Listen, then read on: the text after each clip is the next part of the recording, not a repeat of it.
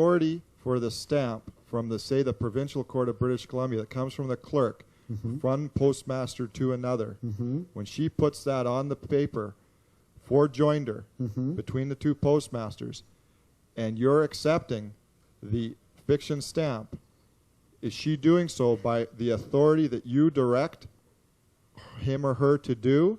Yes. And what why? I just told you. Yes. I understand that, Yes. but so the authority for that stamp comes from you and has nothing to do with their stamp or their position or their fiction law. So if that's the case and it's delved out of your authority, why do you need it?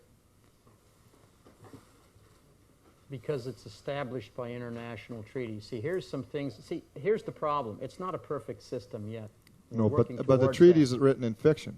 That's Well, right. You have okay, to quantify. So I'm are gonna you, give you- if you're going to take the principles out of the treaty and enfold it into your contract to give authorization based on the principles in the treaty, so there's a template for it, so that you're not necessarily working outside of a parameter that's understandable, That's exactly correct. okay, Yes.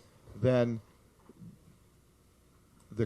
the clarification, because when I went into court based on David's stuff, you have a contract with the court, which we found was incorrect, then what I want to find out when I go back is if I take her stamp on my paperwork and I don't need it because it's a fiction, is there any way that I can be autonomous on my own authority by serving her? Okay, but the only problem is when you take it to the next court, they're going to say you never filed in that court.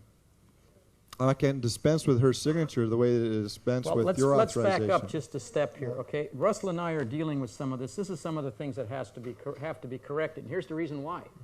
Okay? We don't have a post office out there in the truth yet. It's moving in that hey, why don't we do direction.